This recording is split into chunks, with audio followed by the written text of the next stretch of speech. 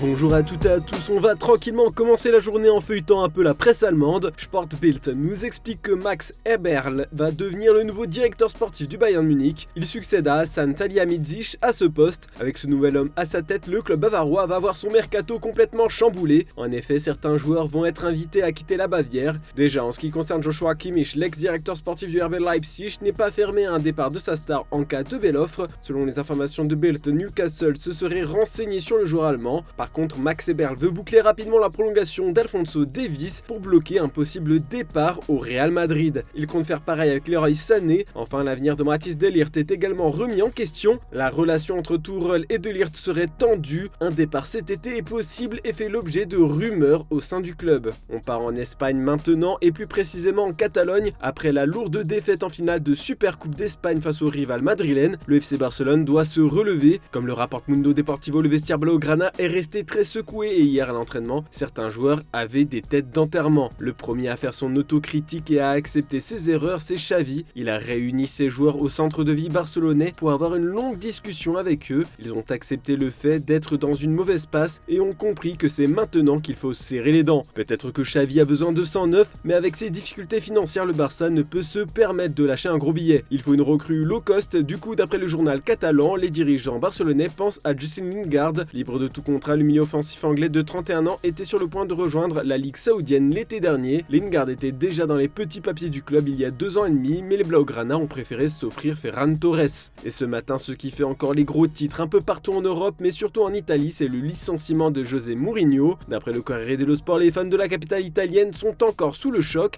et ne s'attendaient pas à cette décision malgré les mauvais résultats. Le Special One les a d'ailleurs remerciés pour ces 2 années passées à leur côté. Pour la Gazzetta dello Sport, les dirigeants romains s'appuient sur un symbole environ un coach reconnu et en faisant appel à une légende du club pour prendre sa place. Et dans la presse anglaise, on a droit à des critiques acerbes. Par exemple, dans l'édito du Daily Star, on peut lire que José Mourinho a perdu sa touche magique depuis longtemps et que sa carrière a la fâcheuse habitude de se répéter. Même son cloche du côté du Daily Express qui espère tout de même voir le Portugais reprendre du service en Première Ligue plutôt qu'en Arabie Saoudite. Puis le Daily Mail et le journal portugais Record nous rapportent que le manager, désormais sans emploi, devrait recevoir une indemnité de licenciement d'environ 3,5 millions d'euros. C'est moins que ce qu'il a perçu lors de ses 5 précédents départs. En additionnant toutes les indemnités perçues par l'entraîneur de 60 ans, depuis le début de sa carrière, la somme s'élève déjà à 93 millions d'euros. Un joli pactole. Sinon, dans la presse anglaise, on apprend que Manchester City a reçu une date pour l'audience finale concernant 115 accusations pour avoir prétendument enfreint les règles financières de la Première Ligue. Pour le Daily Telegraph, le résultat de cette enquête qui a duré presque 1 an définira le football anglais pour une génération. Le journal explique qu'il y aura de nouveaux éléments accablants pour les Sky Blues qui vont être apportés au dossier la semaine prochaine. L'affaire est traitée par une commission indépendante nommée par Murray Rosen Casey, le président du panel judiciaire de la Première Ligue. Toutes les décisions de la commission indépendante sont annoncées sur le site web de la Première Ligue, mais bon, le procès débuterait à l'automne, ce qui signifie que City pourrait ne pas connaître son sort avant l'été 2025. S'il est reconnu coupable, le club pourrait être frappé de lourdes sanctions comme une déduction de points, voire une relégation. Et on n'oublie pas bien sûr de parler du mercato français. Dans notre JT de mardi, on vous a expliqué que Gonzalo Ramos a été touché par une infection virale. Il aurait perdu 6 kilos, ce qui expliquerait en partie sa méforme. Malgré cela, son cas interroge au sein du club parisien. L'équipe explique ce mercredi que l'écurie française est globalement déçue par cet élément désiré par Luis Campos.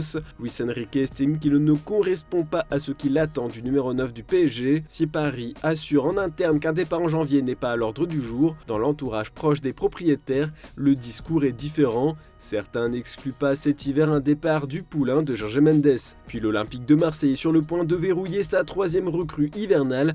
L'attaquant de Bodo Glimt, Faris Moumbagna, va poser ses valises dans la cité phocéenne. Selon nos informations, l'attaquant camerounais passera sa visite médicale dans les prochaines heures en Côte d'Ivoire. D'après les indiscrétions de nos confrères de RMC Sport, un accord entre le club phocéen et le FK Bodo Glimt a été trouvé pour un montant avoisinant les 8 millions d'euros. Un contrat de 4 ans et demi attend le natif de Yaoundé. Et enfin, c'est peut-être l'OL qui va réaliser le plus gros coup de ce mercato en Ligue 1. Selon l'équipe, les Lyonnais sont tombés d'accord avec les dirigeants de la Gantoise pour le transfert de Gift Orban. Le montant de l'opération sera d'environ 13 millions d'euros. Le footballeur originaire du Nigeria et âgé de 21 ans a marqué 8 buts en seulement 22 apparitions, toutes compétitions confondues cette saison. Bon, un mot tout de même sur les looks improbables de Kurzawa et Ekitike à la Fashion Week, impossible de rater ça. Les indésirables du PSG ont fait le buzz sur les réseaux sociaux, plusieurs joueurs du Paris Saint-Germain étaient présents au défilé Louis Vuitton à l'occasion de la Fashion Week à Paris. Si certains avaient un look sobre comme Warren Zaïre-Emery, ce n'était clairement pas le cas de Kurzawa et Ekitike.